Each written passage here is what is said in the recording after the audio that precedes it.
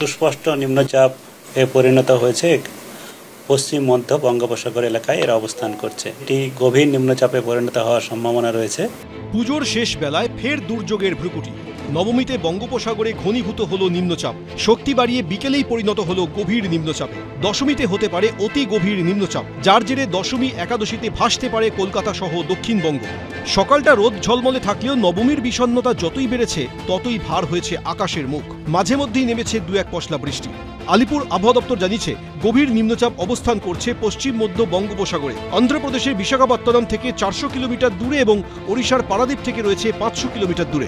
নিম্নচাপের জেরে আগামী 3 দিন দক্ষিণবঙ্গের সব জেলায় হতে পারে বজ্রবিদ্যুৎ সহ হালকা থেকে মাঝারি বৃষ্টি। কখনো কখনো বৃষ্টি হতে পারে ভারী থেকে অতি ভারী। সেই সঙ্গে সর্বোচ্চ 60 কিলোমিটার বেগে দমকা হাওয়া বইতে পারে উপকূল এলাকায়। উত্তর ও উত্তর পশ্চিম দিকে এগিয়ে নিম্নচাপটি ওড়িশা এবং অন্ধ্র উপকূল পেরোবে একাদশীর সকালে।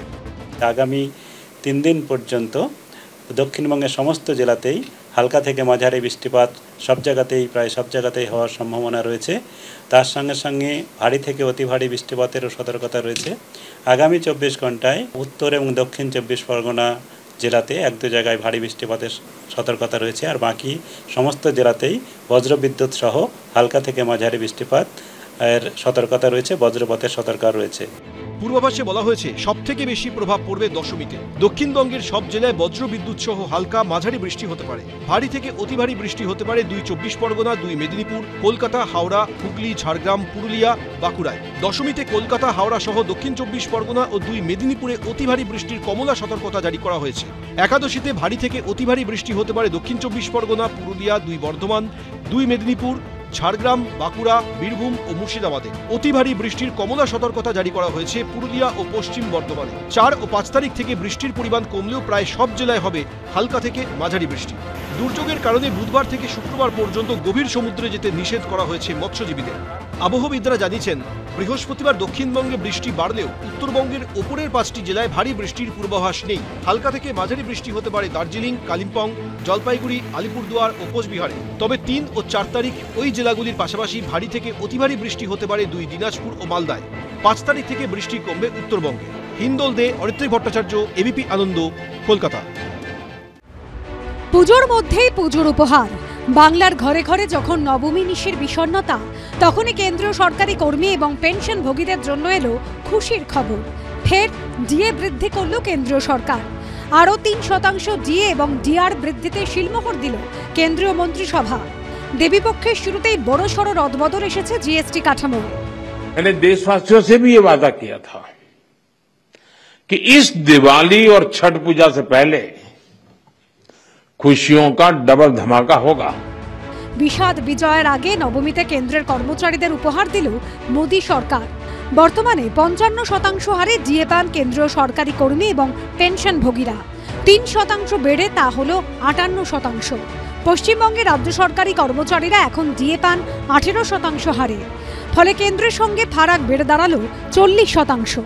এ নিয়ে নিজের ফেসবুক পেজে বিরোধী দলনেতা লিখেছেন, দুর্ভাগ্যবশত কেন্দ্রীয় সরকারি কর্মচারী এবং পশ্চিমবঙ্গ সরকারি কর্মচারীদের প্রাপ্ত ডিএর হারের ক্রমবর্ধমান তফাৎ আরও এক ধাপ বৃদ্ধি পেল। এই উৎসবের মুহূর্তে নরেন্দ্র মোদীজি কেন্দ্রীয় সরকারি কর্মচারী এবং পেনশনার্সদের এবং কেন্দ্রীয় সরকারি বিদ্যালয়ের শিক্ষকদের, অধ্যাপকদের, এইমসের ডাক্তারদের, যারা কেন্দ্রের আন্ডারে, তাদেরকে 3% ডিএ প্রদানের কথা ঘোষণা করলেন। রাজ্যের সঙ্গে তফাৎ হয়ে গেল 38%। আপনাদের বিজেপি শাসিত অর্ধেক রাজ্যই তো কেন্দ্রের সমান হারে দেয় না। আপনি আবার বড় বড় কথা কি বলছেন?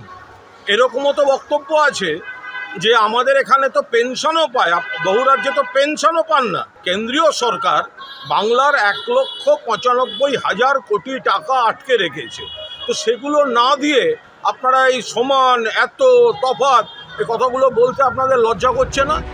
1 জুলাই থেকে কার্যকর এই সিদ্ধান্ত।